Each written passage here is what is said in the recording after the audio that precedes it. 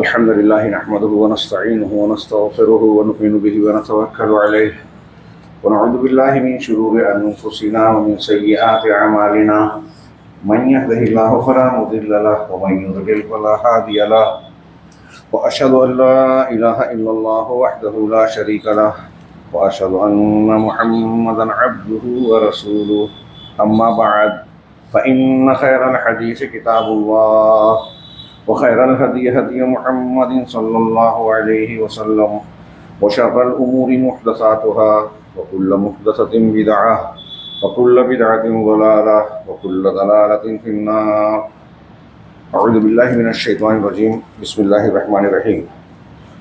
لقد من الله على المؤمنين إذ بعث فيهم رسولا من أنفسهم يتلو عليهم آياته ويزكيهم ويعلمهم الكتاب والحكمة وَإِنْ كَانُوا مِنْ قَبْلُ لَفِي ضَلَالٍ مُبِينٍ. محترم حضرین، میں نے خطبہ مسنونہ کے بعد سورہ آل عمران کی بڑی مشہور آیت پڑھی. اس آیت میں جو مضمون ہے یہ قرآن کی کئی اور متعدد آیات میں بھی ہے، جس میں نبی کریم صلی اللہ علیہ وسلم کا ذکر کرتے ہوئے آپ کے بنیادی کاموں کا بیان کیا گیا ہے. اللہ نے اس آیت کریمہ میں اللہ کے نبی جناب محمد رسول اللہ صلی اللہ علیہ وسلم کو ہمارے اور آپ کے لیے جس وقت یہ آیت نازل کی گئی، اولین مخاطب صحابہ کرام اور تمام لوگوں کو کہا کہ یہ اللہ کا احسان ہے. لقد من اللہ نے تم پر، اللہ نے احسان کیا. اللہ تعالیٰ کی بے شمار نعمتیں ہیں، اہل علم نے کہا، لیکن اللہ نے احسان کہہ کے اپنی اس نعمت کا ذکر کیا کہ تم کو رسول دیا. رسالت جناب محمد رسول اللہ صلی اللہ علیہ وسلم کی بعثت اور آمد یہ دنیائے انسانیت کے لیے اور خاص طور سے اہل ایمان و اسلام کے لیے سب سے بڑی نعمت، سب سے قدر کی جانے کے لائق اللہ تبارک و تعالیٰ کی نعمت و احسان ہے. اللہ نے تم پر میں احسان کیا. لقد من اللہ نے مومنوں پر احسان کیا جب ان کے بیچ مبعوث کیا رسولاً، ایک رسول، من انفسہم، انہی میں سے. وہ بھی انسان ہی ہے، بشر ہی ہے، نور نہیں ہے، نور مجسم نہیں ہے. ہاں، نور ہدایت ہیں، انہی میں سے ہیں. عبداللہ اور آمنہ کے بیٹے ہیں، انسان ہیں، بشر ہیں. انہی میں سے ایک رسول بنا کر بھیجا جو ان کے لیے نمونہ ہے، ہدایت کی راہ دکھانے والا ہے، اور اس کی کیا کیا فضیلتیں ہیں ہم جانتے ہیں. ہم اس وقت ماہ سفر کے اختتام پر اور ربیع الاول کا آغاز کرنے جا رہے ہیں. اس مہینے کے آتے ہی ہمارے یہاں ماحول بنایا جاتا ہے جناب نبی کریم صلی اللہ علیہ وسلم کے تذکرے کا، آپ کے نام پر نکالے جانے والے جلوس کا، محفل میلاد کا اور دوسری ایسی چیزوں کا جسے جشن اور دھوم دھام کا نام دیا جاتا ہے. ذکر ولادت نبوی کے نام سے اشتہارات، مضامین، مراسلے اور بیانات چھپتے ہیں. اللہ کے نبی صلی اللہ علیہ وسلم کو یاد کیا جاتا ہے، جبکہ ایک مومن بندے کے لیے سال کا کوئی دن ایسا نہیں ہو سکتا، کوئی دن ربیع الاول کی کوئی خصوصیت نہیں ہونی چاہیے، کوئی دن ایسا نہیں ہو سکتا جب نبی کریم صلی اللہ علیہ وسلم کا ذکر نہ کیا جائے، آپ کی تعلیمات کی ضرورت نہ ہو. جس طرح لا الہ الا اللہ ہمارے ایمان کی بنیاد ہے، اسی کے ساتھ جڑا ہوا ہے محمد رسول اللہ. اور جب محمد صلی اللہ علیہ وسلم کو ہم نے اللہ کا رسول مانا تو ہماری زندگی کا ہر معاملہ آپ کے طریقے اور آپ کے منہج پر گزرنا چاہیے. ہماری عبادت، ہمارا عقیدہ، ہمارے اخلاقیات، ہمارے نشست و برخاست اور جتنے بھی روزمرہ کے معاملات ہیں، اخلاقیات کے ساری چیزیں نبی صلی اللہ علیہ وسلم کے طریقے پہ ہونی چاہیے. یہ بنیادی سبق ہے. لقد کان لکم فی رسول اللہ اسوۃ حسنہ، تمہارے لیے اللہ کے رسول صلی اللہ علیہ وسلم کی ذات میں بہترین نمونہ ہے، اور یہ نمونہ اللہ کی طرف سے دیا ہوا ہے. تو یہ کوئی ایک مہینے کی خصوصیت نہیں ہے. اس مہینے میں آپ کا ذکر ہوتا ہے، لیکن آپ کی تعلیمات کا جو ہمارے ہر مسئلے کا حل ہے، آپ کی تعلیمات کا تذکرہ، اس کی تعلیم اور اس کے سیکھنے کا جذبہ، یہ آج ہمارے یہاں مفقود ہے. اس میں لوگوں کو اکتاہٹ ہوتی ہے، بوریت ہوتی ہے، ٹائم نہیں ہے لوگوں کو درس قرآن، درس حدیث میں بیٹھنے کا، قرآن و حدیث پڑھنے کا، جس کو اللہ نے اہتمام کے ساتھ نازل کیا ہمارے لیے، جس کی حفاظت کا انتظام کیا ہمارے لیے. اسی کو سیکھنے سمجھنے کا ہمارے پاس وقت نہیں ہے، فرصت نہیں ہے۔ کچھ لوگ کچھ بدعات اور نئی چیزوں کو ایجاد کر کے مخصوص ایام میں آپ کا ذکر کرتے ہیں۔ آج کے موجودہ ماحول میں پوری دنیا کو عمومی طور سے اور مسلمانوں کو، ہم کو، آپ کو خصوصی طور سے جناب محمد رسول اللہ صلی اللہ علیہ وسلم کے اسوے اور تعلیمات کی انتہائی شدید ضرورت ہے۔ اس کے بغیر کوئی مانے یا نہ مانے، ہم اپنے کسی بھی مسئلے کو حل نہیں کر سکتے۔ وہ صرف عقیدے اور دین کی بات جو ہم سمجھتے ہیں، جس کو ہم دین سمجھتے ہیں، اتنا ہی نہیں، بلکہ جسے ہم سیاست کہتے ہیں، جسے ہم معیشت، کاروبار، دھندا، تجارت کہتے ہیں، جسے عام زندگی کے اخلاقیات کہتے ہیں، گھر کے معاملات اور تعلقات کہتے ہیں، وہ بھائی بھائی کا مسئلہ ہو، باپ بیٹے کا معاملہ ہو، ساس بہو کا معاملہ ہو، کوئی بھی معاملہ ہو، ہر معاملے میں جناب محمد رسول اللہ صلی اللہ علیہ وسلم کی تعلیمات اور ہدایت کے بغیر ہم اپنے معاملات کو درست اور حل نہیں کر سکتے۔ یہ اچھی طرح ذہن نشین کرنا چاہیے، بار بار اس کا تذکرہ ہونا چاہیے۔ اب یہاں دیکھیے کہ اللہ تعالیٰ نے اسی لیے اسے احسان کہہ کے دکھایا۔ تمہارے اور ہمارے لیے سب سے بڑی نعمت رسول کریم صلی اللہ علیہ وسلم کی بعثت ہے۔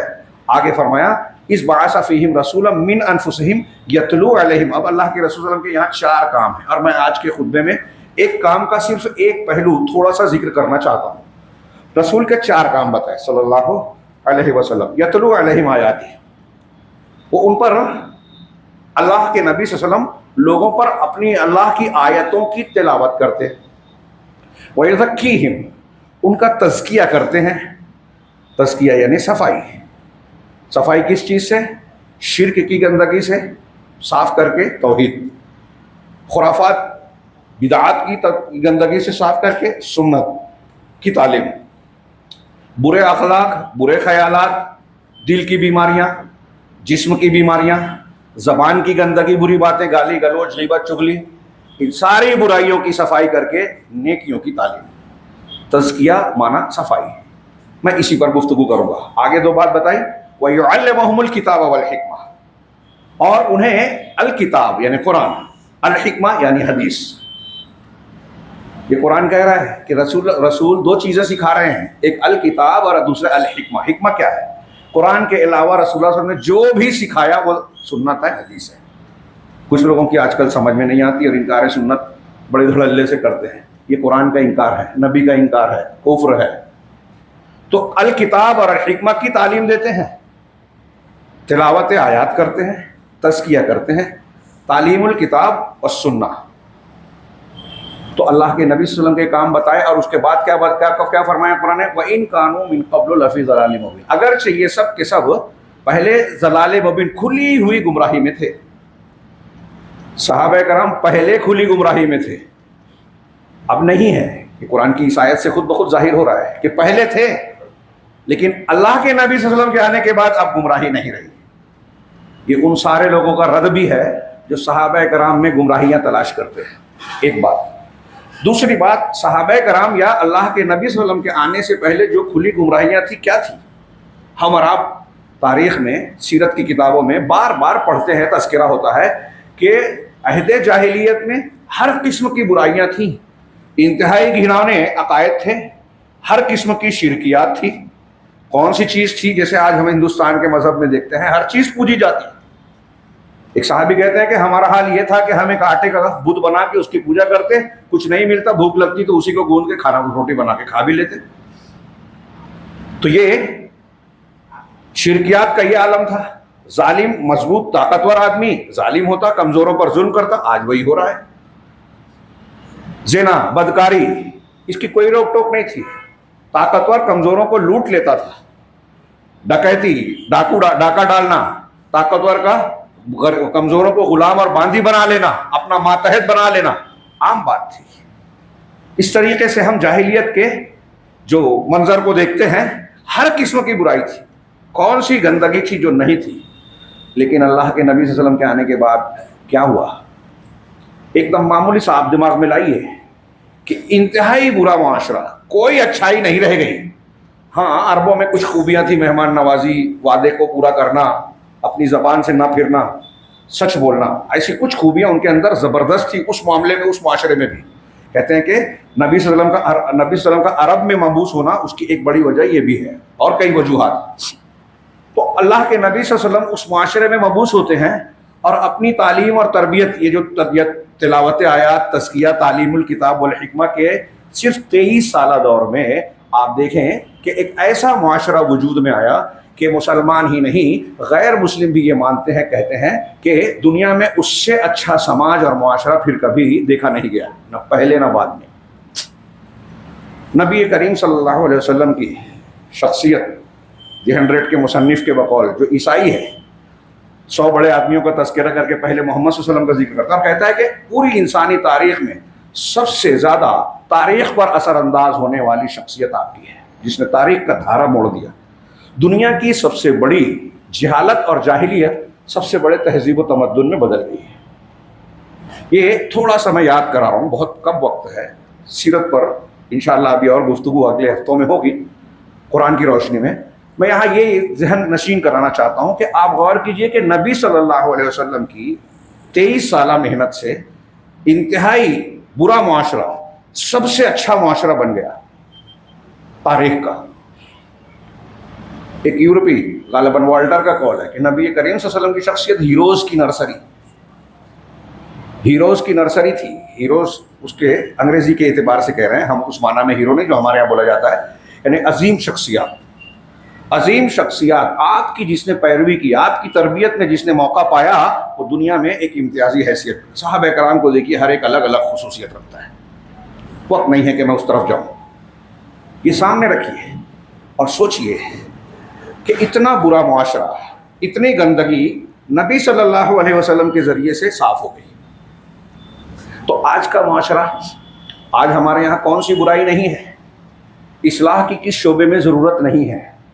اگر میں صرف وہ گناؤں تو خطبہ جمعہ کا 2-3 خطبے کا وقت چلا جائے گا، کہ ہمارے عقیدے سے لے کے اخلاقیات، چھوٹے چھوٹے اعمال، گھریلو معاملات میں، حلال کھانے پینے میں، حلال حرام کی تمیز میں، آداب میں، کہیں کوئی معاملہ ٹھیک ٹھاک نہیں ہے۔ راستہ چلیے تو دیکھیے لوگوں کو آداب نہیں ہے، دوسروں کا خیال نہیں ہے، کہیں بھی گاڑیاں روک دینا، ہمارے ٹھیلے والے اتنا آگے لگاتے ہیں، ایسا لگتا ہے پیچھے لگائیں گے تو ان کی روزی تقدیر کی ملے گی نہیں، راستے میں رکاوٹیں ڈالنا، دوسروں کی تکلیف کا ایک عام بات ہے، کامن بات ہے ہمارے مسلمانوں میں، جنہیں یہ کہا گیا کہ ایمان کے 70 سے زیادہ شعبے ہیں، جن میں سب سے اعلیٰ لا الہ الا اللہ ہے، اور سب سے ادنا راستے سے تکلیف دہ چیز کو ہٹا دینا۔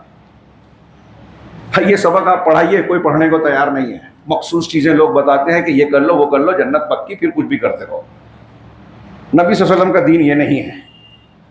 آپ کے دین کی آج شدید ضرورت ہے۔ تھوڑی دیر کے لیے آپ موجودہ ماحول میں غور کیجیے، آپ اپنے گھر میں جھانکیے، پڑوس میں دیکھیے، شہر میں دیکھیے، اور سارے سماج میں دیکھیے، اور یہ یاد رکھیے کہ ہم پر آنے والی مصیبتیں، افتادیں، پریشانیاں، دکھ، صدمے، اس کی سب سے بڑی وجہ ہماری دین سے دوری ہے، دین بیزاری ہے، برائیاں ہیں، گناہ ہے، شرک ہے، بدعت ہے، سر فہرست اس میں شرک اور بدعت ہے، اور گھر گھر شرک ہے، گھر گھر بدعت ہے۔ تو کوئی اہل حدیث اپنے آپ کو پارسا نہ سمجھے، پاک صاف رہے ہوئے نہیں گئے، میں یہ نہیں کہتا سب ہو گئے، لیکن ہے ان کے اندر برائیاں ہیں، دین کی مخالفتیں ہیں، خارجیت ہے، کہیں باطنیت ہے، کہیں جہمیت ہے، اللہ کے اسماء و صفات میں انحراف۔ ابھی دیکھیے اب یہ چیزیں جو ہے لوگوں کو لگتی ہے کہ کیا مولوی صاحب بور کر رہے ہیں، جو چیزیں بور نہیں کرتی وہ دیکھیے۔ کل آپ دیکھیے اخبار اٹھا کے، ہمارے یہاں ایک خبر ہے، پتہ نہیں وہ ہندو ہے کہ مسلمان ہے، باہر کا کوئی مزدور تھا، کل کی خبر ہے ہمارے یہاں نئے پل سے کود کر ایک آدمی نے خودکشی کی کوشش کی۔ ابھی ایک صاحب نے بتایا تھا کہ ہمارے یہاں مہم چلی، گزشتہ 3 مہینوں میں مالیگاؤں کے 45 لوگوں نے خودکشی کی، مسلمان، مرد اور عورت۔ سمجھ میں آنے والی بات ہے۔ میں نے بارہا کہا اور سوچتا ہوں تو مجھے حیرت ہوتی ہے، سمجھ میں نہیں آتا کہ کوئی مسلمان خودکشی کیسے کر سکتا ہے، کیسے ہو سکتی ہے خودکشی جس کے بعد توبہ کا امکان نہیں ہے۔ جو مسلمان ایمان رکھتا ہے وہ کیسے یہ مان لیتا ہے کہ مرنے کے بعد میرے مسئلے حل ہو جائیں گے، جبکہ مرنے کے بعد مسئلہ اور بڑا ہو جائے گا، زیادہ بڑا عذاب اور بھیانک عذاب ہے، دنیا کی تکلیف اس کے سامنے کچھ نہیں ہے۔ تو ایک کون سی تکلیف ہے جس سے بھاگ کر وہ بڑی تکلیف میں جا رہا ہے، بارش سے بچ کے جو ہے وہ پنڈال میں جا کے کھڑا ہو رہا ہے، بلکہ دریا میں کود رہا ہے. اتنی خودکشیاں. اور یہ تو ہمارے شہر کی بات ہے، دوسری جگہوں کی بھی خبریں ہیں. یہ صرف ایک چیز کو سامنے رکھیے، وقت نہیں ہے. ہمارے گھروں میں، سماج میں کیا کیا برائیاں ہیں. زنا ہمارے سماج میں عام ہے، سود خوری، حرام خوری دھیرے دھیرے اتنی پھیل گئی ہے کہ اب لوگ اس پر توجہ بھی نہیں دیتے. ارے اب تو سب چلتا ہے، لڑکیاں چلی گئی کالج میں، ان کا افیئر ہے، برائی کوئی بات نہیں، اب تو آج کا دور ہے، عمر کا تقاضا ہے، چلتا ہے. غیرت کا پانی مر گیا، اور ان چیزوں کو آدمی ہلکا سمجھنے لگا، اور دین میں تساہل، سہولت پسندی ڈھونڈتا ہے. اس کا وقت کم ہو جائے، چھوٹی سورے پڑھے، امام صاحب نے تھوڑی سی لمبی سورے کر دی تو سمجھ میں نہیں آتا. مسجد میں بہت دقت ہوتی ہے، ٹائم زیادہ ہو رہا ہے، فرض پڑھ لیا آپ نے، بہت اللہ پر احسان کر دیا، پیچھے نماز پڑھ رہے آگے سے گزر گئے. اس مسجد میں دیکھا گیا بار بار، کئی لوگوں نے ٹوکا مجھے، لیکن اس کو بہت کام ہے، ذرا سا دیر نہیں کر سکتے. اللہ کا ذکر کرنے کے لیے ٹائم نہیں ہے، نمازیوں کے آگے سے گزر جا رہے ہیں، بہت جلدی ہے، بہت اہم کام ہے. آخرت اور جنت سے زیادہ کام ہے، زیادہ اہم ہے. دنیا کے جہنم سے بچنا آخرت کی جہنم سے زیادہ اول. یہ میں تھوڑا سا ذکر پھیل گئی بات، میں یہ مختصر میں کہہ رہا ہوں. جیسے خودکشی کے تذکرہ ہو رہا تھا، خودکشی کیوں کرتا ہے آدمی؟ اس کا اگر ہم تجزیہ کریں حالات کے روشنی میں، نفسیاتی اعتبار سے، تو مختصراً یہ کہہ سکتے ہیں کہ کوئی غم، کوئی مصیبت، کوئی پریشانی، کوئی ناکامیابی، صدمہ آدمی کو لاحق ہو. دنیا میں کوئی انسان ایسا نہیں ہے جس کو غم، پریشانی، صدمہ نہیں ہوتا. اب ایک کافر ہوتا ہے تو اس کا رد عمل کیا ہوتا ہے صدمے پریشانی پہ؟ جزا، فضا، نوحہ، ماتم، پھر آگے ہو سکتا ہے مایوس ہو کر خودکشی کر لے. ایک مسلمان کا رویہ یہ نہیں ہونا چاہیے ایمان کی وجہ سے. ہاں، کیوں؟ کیونکہ خودکشی، میں نے کہا غم اندوہ، یہ آدمی کو ڈپریشن اور صدمے میں، نا امیدی میں ڈالتا ہے. نا امیدی پھر ڈپریشن وغیرہ کی کیفیت میں انسان جب صبر کا دامن چھوڑ بیٹھتا ہے تو ایسے اقدامات کرتا ہے، خودکشی کرتا ہے، پاگل ہو جاتا ہے، چیختا چلاتا ہے، اپنے سے قریبی اور ماتحت لوگوں پر ظلم اور زیادتی کرتا ہے، سماج کا باغی بنتا ہے. لوگوں کے مال کو کہتا ہے میرے ساتھ جب ہوا تو میں لوگوں کے ساتھ کیوں اچھا سلوک کروں، تو ان کے مال کے ساتھ، ان کی جان کے ساتھ برا سلوک اور ہڑپنے والا انداز اختیار. یہ ایک سلسلہ چل رہا ہے شہر میں، اور اس طرح کے جو ہے معاملات روزمرہ کی زندگی میں ہوتے ہیں. ایک ایمان والا جو ایمان رکھتا ہے وہ کسی بھی صدمے اور تکلیف پر یہ یقین رکھتا ہے کہ یہ اللہ کی تدبیر ہے، فیصلہ ہے. ابھی میں نے دو ہفتہ پہلے سائر النساء مسجد میں صبر پر خطبہ دیا، اس میں یہی بات بیان کی کہ مصیبت آتی ہے تو بندہ یہ یقین رکھتا ہے یہ اللہ کی طرف سے ہے، اس پر سر جھکاتا ہے اور تسلیم و رضا اختیار کرتا ہے.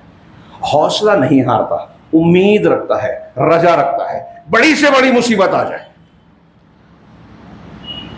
ایسے میں یہ جو اتنی خرابیاں ہیں، اس کی اصلاح کے لیے کیا ضرورت ہے؟ نبی کریم صلی اللہ علیہ وسلم کی تربیت کے طریقے کی ضرورت ہے. یتلو علیہم آیاتہ، ہمیں لوگوں کو قرآن سے جوڑنا ہے. وَيُزَكِّيهِمْ، لوگوں کا تزکیہ کرنا ہے. اپنے لوگوں کا پہلے کرنے کی ضرورت ہے. آج شرک اور بدعت کی خرابی سے، حرام خوری سے، رشتے اور تعلقات کو جو کاٹ کر بیٹھے ہیں، بات بات پر انتقام لیتے ہیں، چھوٹی چھوٹی باتوں پر قتل ہو رہے ہیں، خودکشیاں کر رہے ہیں، ان کے تزکیے یہ اس بات کی دلیل ہے کہ یہ ایمان نہیں رکھتے، ایمان نہیں سمجھایا گیا ہے. ایمان ہمارے اندر صبر لاتا ہے، ایمان ہمارے اندر امید جگاتا ہے، ایمان ہمیں جینے کا حوصلہ دیتا ہے، مصیبتوں، پریشانیوں اور دشمنوں سے مقابلے کی تو قوت اور بہادری دیتا ہے. یہ ساری خوبیاں ایمان سے پیدا ہوتی ہیں، اور یہی وجہ ہے اللہ کے نبی صلی اللہ علیہ وسلم کی جو آج کے خطبے میں تذکرہ کرنا چاہتا تھا، وقت کا بہت کم رہتا ہے، جو تذکرہ کرنا چاہتا ہوں کہ اللہ کے نبی صلی اللہ علیہ وسلم تزکیہ کیسے کرتے تھے، اس کی آج ہم میں سے ہر شخص کو جاننے کی ضرورت ہے، بار بار سیکھنے سمجھنے کی ضرورت ہے، سیرت پڑھنے کی ضرورت ہے. اللہ علماء سے سیکھیے. نبی صلی اللہ علیہ وسلم کا طرز تزکیے کو سمجھانے کے لیے اس کے معنی میں شامل ہے، میں تربیت کہہ لوں، تربیت کا، تزکیے کا آپ کا طریقہ کیا تھا؟ ہمارے ہاں جب تزکیہ نفس کا نام آتا ہے تو تصور اٹھتا ہے کہ ہمارے لوگ جو ہیں معاشرے میں صوفی لوگ تزکیہ نفس کو عنوان بناتے ہیں، اور پھر ہر سلسلے میں چشتی، قادری، نقش بندی، سہروردی، رفاعی اور فلاں جتنے ہیں، سب کے اپنے اپنے تزکیے کے طریقے ہیں. میرا سوال ہے کیا نبی صلی اللہ علیہ وسلم سے اچھا تربیت اور تزکیے کا طریقہ دنیا کے کسی انسان کا، کسی گروہ کا، کسی مذہب کا ہو سکتا ہے؟ اور یہ اللہ کے نبی کے طریقے سے ہٹانے ہی کے لیے وجود میں آیا ہے تصوف، ہوائی بات نہیں کہہ رہا ہوں، بڑی ذمہ داری سے علی وجہ البصیرہ کہہ رہا ہوں۔ پھر ان کی تعلیمات میں آپ پڑھیں گے کہ اگر آپ کسی سلسلے سے جڑ رہے ہیں تو پیر صاحب کے ہاتھ پر بیعت کرتے ہوئے یہ دماغ سے نکال دے قال اللہ قال رسول، اللہ نے کیا کہا، رسول نے کیا کہا، اور یہاں تک کہا کہ قرآن میں تو شرک ہے، ہماری باتوں میں توحید ہے۔ سوچئے، یہ ایک جملہ ان لوگوں کا رد کرنے کے لیے کافی ہے کہ وہ گمراہ ہے، اس سے بڑا گمراہ کوئی ہو ہی نہیں سکتا، اور سننے کے بعد اگر کوئی ان کو اچھا سمجھے تو وہ ایمان والا ہے کہ نہیں، غور کرنا چاہیے۔ وہ تو کیا ہے جانے دیجیے، جو قرآن کو ہدایت گمراہی بتائے اس سے بڑا گمراہ کون ہو سکتا ہے؟ جس کو اللہ کہہ رہا ہے ھدی للناس، یہ لوگوں کے لیے ہدایت ہے، وہ کہتا ہے گمراہی ہے۔ قرآن مت پڑھو، حدیث مت پڑھو، ہماری بات مانو۔ اس تصوف کی بنیاد بتا دیتا ہے کہ یہ اسلام کی جڑ اکھاڑنے کے لیے پیدا کیا گیا ہے۔ تو ان کے یہاں تزکیے کا نام لے کے دکھایا جاتا ہے خوبیاں۔ ہاں، میں اس تفصیل میں نہ جاتے ہوئے صرف اتنا ذکر کروں گا کہ تزکیے کا وہی طریقہ ہمارے لیے صحیح ہے جو نبی صلی اللہ علیہ وسلم کا، اور نبی صلی اللہ علیہ وسلم کے طریقہ تزکیے کو سیکھنا چاہیے۔ آج ہمارے یہاں جو جماعتیں دعوت و تبلیغ کا کام کرتی ہیں، حکومت قائم کرنے کی بات کرتی ہیں، اور دین کی نشر و نما، دین کی اشاعت کی باتیں لوگ کرتے ہیں، ان کو بھی یہ یاد رکھنا چاہیے کہ ان کی محنت، کوشش، ان کی ساری تگ و دو اسی وقت کامیاب ہوگی جب ان کا سارا معاملہ اللہ کے نبی صلی اللہ علیہ وسلم کی سنت کے طریقے، سنت کے مطابق ہو۔ اب تھوڑا سا سرسری سے تذکرہ ہم کریں کہ نبی صلی اللہ علیہ وسلم کا طریقے تزکیہ کیا تھا۔ میں اشارے کروں، ٹائم نہیں ہے۔ بخاری مسلم کی حدیث آپ نے بارہا سنی۔ حضرت معاذ بن جبل رضی اللہ تعالیٰ عنہ پیچھے بیٹھے ہیں، ہاں، آپ کی سواری پر، مطلب سواری پر پیچھے بٹھایا جا سکتا ہے کسی کو، سنت ہے، سنت سے ثابت ہے۔ چنانچہ آپ کہتے ہیں، ان سے سوال کرتے ہیں کہ اے معاذ، کیا جانتے ہو اللہ کا حق بندوں پر کیا ہے، بندوں کا حق اللہ پر کیا ہے؟ تو انہوں نے کہا اللہ اور اس کے رسول بہتر جانتے ہیں۔ آپ نے کہا اللہ کا حق بندوں پر یہ ہے کہ اس کے ساتھ شرک نہ کریں، صرف اسی کی عبادت کریں، صرف اسی کی عبادت کریں، شرک نہ کریں۔ اور بندوں کا حق اللہ پر یہ ہے کہ جب اس حق کو بندے ادا کر دے، توحید پر رہیں، شرک سے بچیں، تو اللہ ان کو عذاب نہ دے۔ اب یا تو توحید پر مرنے والا آدمی یا تو بغیر کسی عذاب کے جنت میں جائے گا، یا اگر جہنم میں گیا بھی تو نکل کر جنت میں جائے گا۔ مستقل عذاب نہ دے گا مطلب یا تو مستقل عذاب نہ دے یا عذاب بالکل نہ دے، دونوں معنی ہے۔ حضرت معاذ نے کہا کیا میں لوگوں کو اس کی بشارت نہ دے دوں؟ کہا نہیں، لوگ اس پہ بھروسہ کر لیں گے، عمل چھوڑ دیں گے، آج کل کے ہمارے اہل حدیث جیسے ہو گئے ہیں، ہم تو اہل حدیث ہیں، عمل کی کیا ضرورت؟ یہ لوگوں نے بھروسہ کر لیا۔ تو عام لوگوں کو مت بتانا، لیکن حضرت معاذ کو بتایا، مطلب خاص تھے۔ انہیں حضرت معاذ رضی اللہ تعالیٰ عنہ، ایک اور روایت ہے، اللہ کے رسول صلی اللہ علیہ وسلم نے انہیں یمن بھیجا، گورنر بنا کے، والی بنا کے، تو کہا یا معاذ انک تأتی قوم من اہل کتاب، عربی متن نہ پیش کر کے وقت کی بچانے کے لیے میں مفہوم بتاؤں کہ آپ اہل کتاب کے کچھ لوگوں کے پاس آ رہے ہیں، لہٰذا سب سے پہلے تم جس بات کی دعوت دینا وہ یہ ہے کہ اللہ کے سوا کوئی عبادت کے لائق نہیں، اور محمد صلی اللہ علیہ وسلم اللہ کے رسول۔ بعض جگہ صرف اتنا ہی ہے۔ اگر وہ یہ مان لیں، توحید کو مان لیں، تو پھر بتانا کہ اللہ نے ان پر دن اور رات میں 5 وقت کی نماز فرض کی ہے۔ یہ مان لیں تو بتانا کہ ان پر زکوٰۃ فرض ہے، جو ان کے مالداروں سے لے کر غربا میں تقسیم کی جائے گی، فقراء میں۔ یہ پوری حدیث بخاری مسلم کی ہے، اور بھی آگے 2-3 جملے ہیں۔ اس میں آپ کا فرمان کہ سب سے پہلے لا الہ الا اللہ کی تعلیم دینا۔ آج ہمارے یہاں کوئی سب سے پہلے فضائل بتا رہا ہے اور کہہ رہا ہے مسائل کی ضرورت ہی نہیں ہے، اگر شرک کا رد کرو، بدعت کا رد کرو، تو کوئی کہتا ہے کہ ارے دیکھو امت میں انتشار پھیلا ہے۔ مطلب نبی نے انتشار پھیلایا تھا؟ کوئی ایک نبی بتائیے جس نے شرک کو قبول کر کے فضائل بتائے ہوں، حکومت قائم کرنے کی بات کی ہو، دوسری عنوان لگا کے بات کرنا چاہیے ہو، اور جو توحید اور سنت کی بات کرتا ہے، شرک اور بدعت کا رد کرتا ہے، لوگ کہتے ہیں یہ انتشار پھیلا رہا ہے۔ اس نبوی دعوت کو ہی آپ غلط کہہ رہے ہیں، تو آپ کہاں سے تربیت کر سکتے ہیں؟ کر ہی نہیں سکتے۔ بڑی محنت کی کریں، ہم نے یہ کر لیا، ہم نے وہ کر لیا۔ اگر ایک بات دماغ میں رکھیے گا، اگر توحید کی بنیاد پہ ایمان نہ ہو، ایمان کی محنت نہ ہو، تو آپ اگر کسی کو اچھا بنا بھی لیں گے تو اس کی اچھائی مستقل نہیں رہے گی. اگر نیک بنانے کی کوشش کریں گے تو اس کے اندر مضبوطی نہیں رہے گی، کبھی بھی وہ بک سکتا ہے، ٹوٹ سکتا ہے، ہٹ سکتا ہے. اور نبی صلی اللہ علیہ وسلم کے طریقے پہ تعلیم دیں گے تو جو ایمان لے آئے گا ہر حال میں ڈٹا رہے گا، اس میں صبر ہوگا، استقامت ہوگی، مضبوطی ہوگی. تھوڑی دیر کے لیے سوچئے، حضرت سمیہ مکہ کے زمانے میں پہلی شہیدہ ہیں، ان کے شوہر حضرت یاسر، عمار بن یاسر کے والد حضرت عمار ابتدائی دور کے ہیں. کتنا اسلام ایمان آیا تھا، تھوڑی سی تعلیم تھی. ابو جہل اور مکہ والوں نے کتنے ظلم ڈھائے، آخر میں شرمگاہ پر برچھی مار کے شہید کر دیا. ایک خاتون ہے صنف نازک، پہلی شہیدہ. کیا ایسی بات تھی کہ ابو جہل بھی ہلا نہیں سکا، اور کیا ایسی بات ہے کہ ہماری بچیاں مرتد ہو رہی ہیں. دنیا کی لالچ میں پتہ نہیں کون سی چیز محبوب ہے، کافر بن جا رہی ہیں، ہمارے بچے بک رہے ہیں. مسجد اور دین سے زیادہ انہیں دلچسپی موبائل اور دوسری چیزوں میں نظر آتی ہے. صحابہ کرام اور ہمارے مزاج میں کتنا فرق ہے، زمین آسمان کا، اس سے بھی زیادہ فرق ہے. ہم اپنے آپ کو تسلی اور فریب دیتے ہیں کہ ہم بہت دیندار ہیں، آئے ہوئے نہیں. ہم راستہ چلتے ہیں تو دینداری سمجھ میں آتی ہے، لین دین کرتے ہیں تو سمجھ میں آتی ہے. تو اللہ کے نبی صلی اللہ علیہ وسلم نے کہا سب سے پہلے توحید سکھانا. یہ مان لیں تو نماز پہ آنا، اور اس کی بات کر چھوڑ کے آج ہمارے یہاں لوگ سب دوسری باتیں کرتے ہیں. اور معاف کیجیے گا، الحمدللہ اس معاملے میں یہ ہم فخر سے کہہ سکتے ہیں کہ اللہ کے رسول کی پیشین گوئی کے مطابق ایک طائفہ حق پر رہے گا تو وہ توحید پر رہے گا، اور وہ طائفہ روئے زمین پر کوئی ہے تو وہ اہل الحدیث کا ہے، کوئی مانے نہ مانے. لیکن آج اس کی طرف نسبت رکھنے والے بہت سے لوگ اپنے آپ کو جو اہل حدیث کہتے ہیں، میں کہتا ہوں کہ وہ اہل حدیث نہیں ہے. انہیں تربیت اور تزکیے کی ضرورت ہے نبوی طریقے پہ. آپ جائزہ لیں اپنا، جو سن رہا ہے، میں خود اپنا بھی جائزہ لوں. ہم کہاں ایک ہوتا ہے عمل میں کوتاہی، ایک ہوتا ہے فکر اور منہج کی خرابی. عمل میں کوتاہی ہلکی بات ہے، منہج اور فکر کی غلطی بہت بری بات ہے. اور یہ تو تمام اہل بدعت میں ہے، اہل الحدیث کے علاوہ. منہج ہی غلط ہے، محنت کرتے رہیں، قبول ہی نہیں ہے، کیونکہ سنت کے خلاف ہے. اللہ کے من عمل عملا لیس علیہ امرنا فهو رد. تو نبی کریم صلی اللہ علیہ وسلم کے تذکیے میں نے 2 حدیثوں کی طرف اشارہ کیا. ایک تیسری تھوڑی سی ایک حدیث مکمل پیش کر دوں، یعنی سرسری طور سے. حضرت عبداللہ بن عباس رضی اللہ تعالیٰ عنہ کی روایت ہے، قال كنت خلف رسول اللہ صلی اللہ علیہ وسلم، میں رسول اللہ صلی اللہ علیہ وسلم کے پیچھے تھا سواری پہ. یہاں بھی وہی معاملہ ہے. حضرت ابن عباس کم عمر تھے، بچے تھے. دیکھیے اللہ کے رسول کیا سکھا رہے ہیں. آپ کہہ رہے ہیں احفظ اللہ، آپ نے کہا یا غلامو، ہاں انی اعلمک کلمات.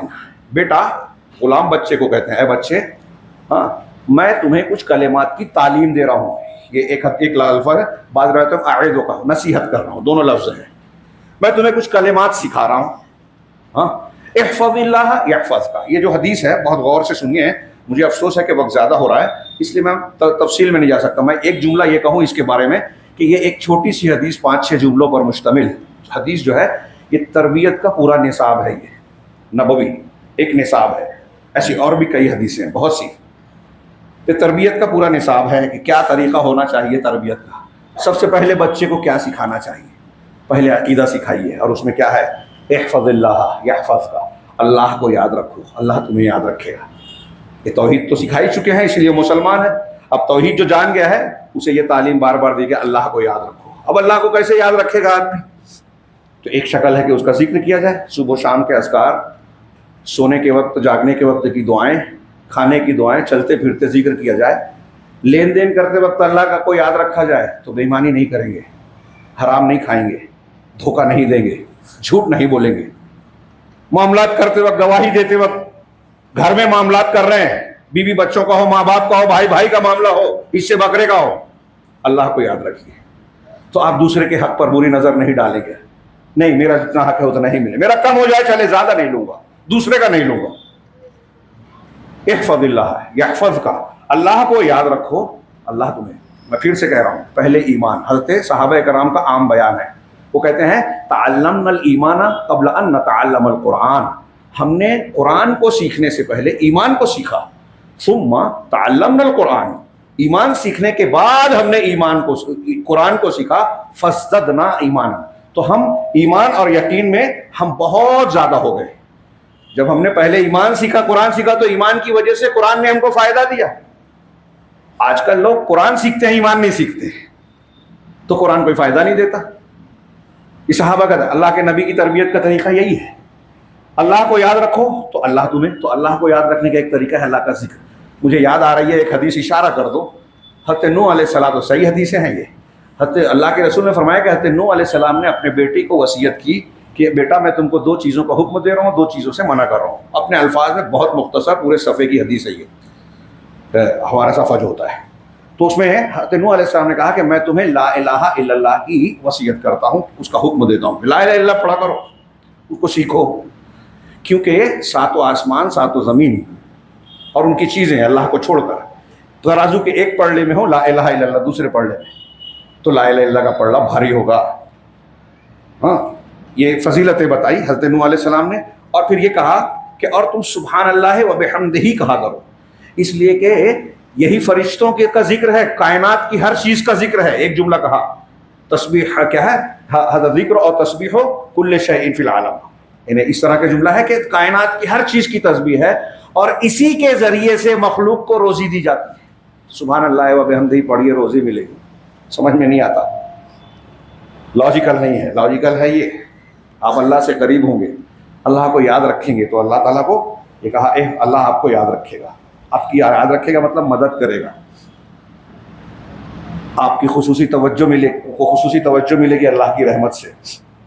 تو سبحان اللہ و بحمدہ کہا کرو. اور 2 چیزوں سے جو منع کرتا ہوں، حضرت نوح علیہ السلام نے کہا ایک شرک ہے، ایک کبر ہے، گھمنڈ، انا، میں. آج کتنے لوگ اس بیماری کا شکار ہیں، شرک اور کبر. یہ گویا توحید کی ضد ہے، اللہ کے کو یاد کرنے کی ضد ہے. آدمی جب میں کہتا ہے تو اللہ کو بھول جاتا ہے. خیر، تو یہ اللہ، حضرت نوح علیہ السلام بھی اللہ کو یاد کرنے کی تعلیم دے رہے ہیں. حضرت لقمان اپنے بیٹے کو تعلیم دینا، سورہ لقمان میں آئیے آپ وہی نصیحت کرتے ہوئے یا بنی لا تشرک باللہ، کئی چیزیں بتائی. اس میں سب سے پہلے شرک مگر عقیدہ پہلے سکھایا. حضرت ابراہیم حضرت یعقوب کی نصیحت اور وصیت قرآن میں ہے، سورہ بقرہ میں وصى بها ابراہیم بنیہ ویعقوب یا بنی ان اللہ اصطفى لكم الدین فلا تموتن الا وانتم مسلمون. بیٹو، اللہ نے تمہارے لیے ایک دین کو منتخب کیا ہے، پسند کیا ہے، تو تمہاری موت آئے تو ایمان و اسلام پر ہو، ہر وقت اس کے لیے تیار ہو. شرک کفر اگر ہوگا تو ایمان اسلام رہے گا نہیں. یہ نصیحت ہے. اب اللہ کے رسول کہہ رہے ہیں احفظ اللہ تجدہ تجاہک، اللہ کو یاد رکھو تو تم اللہ کو اپنے سامنے پاؤ گے. اللہ کو سامنے پانے کا مطلب اس کی مدد. اللہ نہیں جیسا کہ یہ صوفیوں کو اور ہمارے یہاں لوگ بولتے ہیں اللہ تمہارے اندر آ جائے گا، یہ شرک ہے، کفر ہے، سب سے بڑی گمراہی ہے. تو تم اللہ کو اپنے سامنے پاؤ گے. ہاں، اذا سألت، یہاں سے اصلی تعلیم اور اصل تعلیم آ رہی ہے. ٹائم ختم ہو چکا ہے. اذا سألت فاسأل اللہ، مانگو، سوال کرو تو اللہ سے مانگو. وَإِذَا اسْتَعَنْتَ فَاسْتَعِنْ بِاللَّهِ، اور مدد چاہو تو اللہ سے مدد مانگو.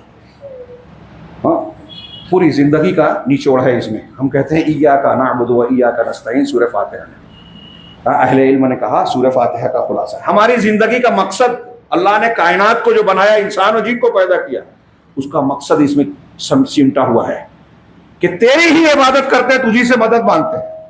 لا حول ولا قوت کا مفہوم ہے وَإِيَّاكَ نَسْتَعِينُ، کہ اللہ تیرے سوا کوئی طاقت قوت ہے ہی نہیں، پھر دوسرے سے مدد مانگنے کا مطلب کیا؟ بچوں کو یہ سکھائیے.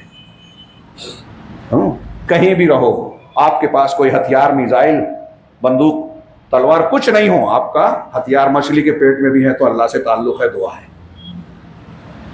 حضرت یونس علیہ السلام کو یاد کر کے کہہ رہا ہوں، اشارہ کر رہا ہوں.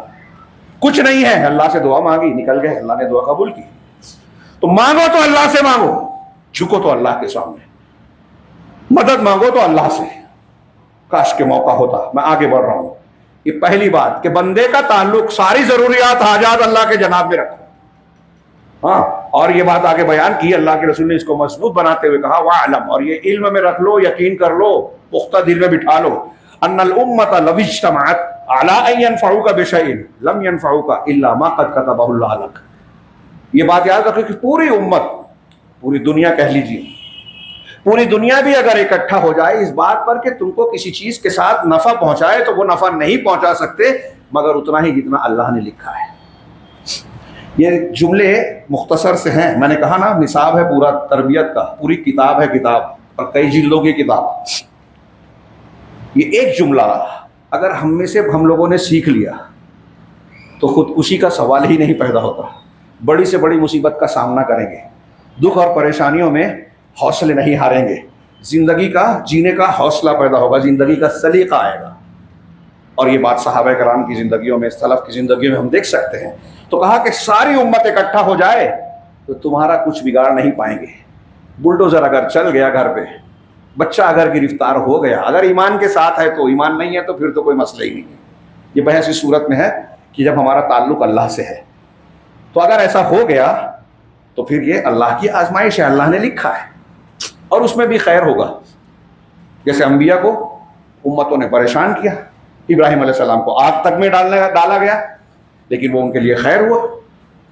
آج تک ہم ان کا ذکر کرتے ہیں, ہمارے لیے نمونہ بنائے گئے, امتوں کے امام بنائے گئے. تو ساری امت مل کر نفع پہنچا سکتے نہیں, پہنچانا چاہے نہیں پہنچا سکتے. آپ سوچتے ہیں کہ میرے تو اتنا بڑا گروپ ہے, میرے پیچھے اتنے لوگ ہیں, میرا اتنا بڑا خاندان ہے, اتنا پیسہ ہے, اتنے مزدور ہیں, کچھ کام نہیں آئے گا. سب مل کے آپ کو ایک سانس نہیں بڑھا سکتے آپ کی میری. آگے فرمایا وَلَوْ اجْتَمَعُوا لَهُ, کہہ رہے وَلَوْ کیا ہے, اور اگر سارے وَلَوْ اجْتَمَعُوا عَلَىٰ أَن يَضُرُّوكَ بِشَيْءٍ, اور سب مل کر یہ چاہیں, اکٹھا ہو جائیں کہ تم کو کچھ نقصان پہنچائیں, تمہارا کچھ بگاڑ دے دیں.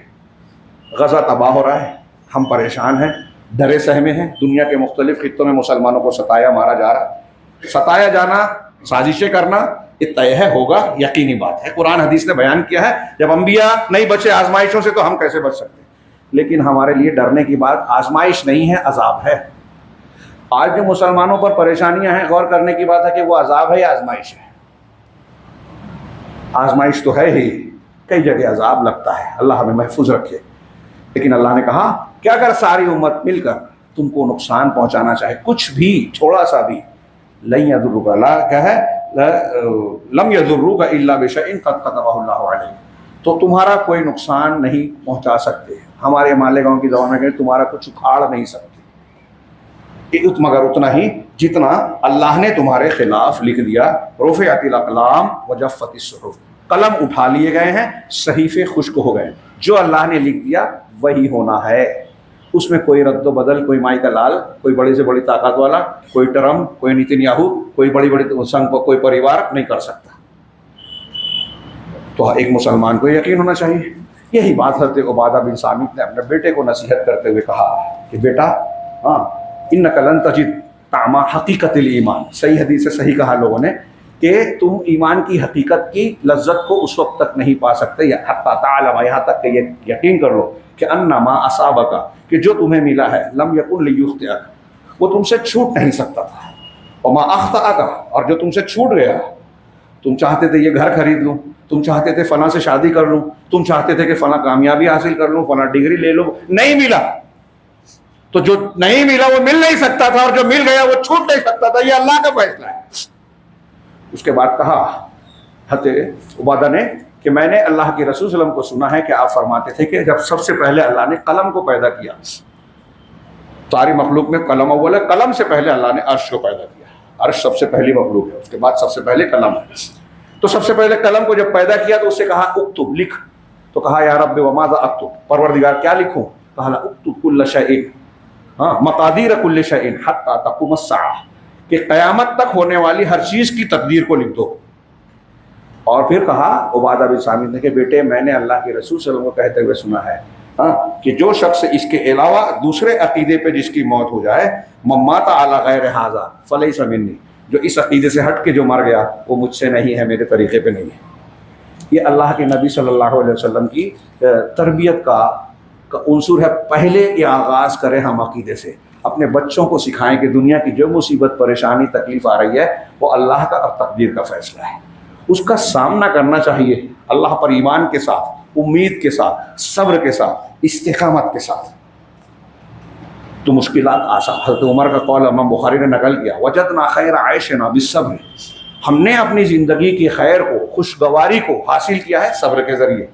آپ صبر کرنا سیکھ جائیں, مشکلات کا سامنا کرنے کا سلیقہ آ جائے گا.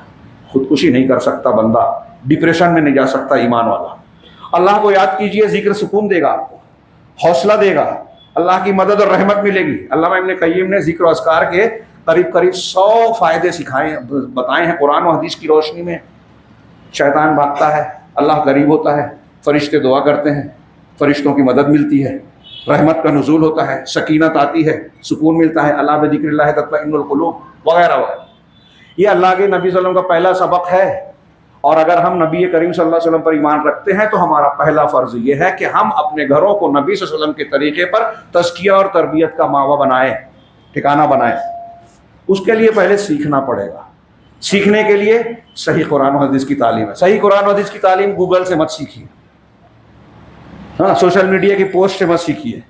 علماء کا درس لیجیے اساتذہ سے. اللہ کے رسول اللہ کو بھی سکھانے کے لیے اللہ نے حضرت جبرائیل کو استاد اور معلم بنایا.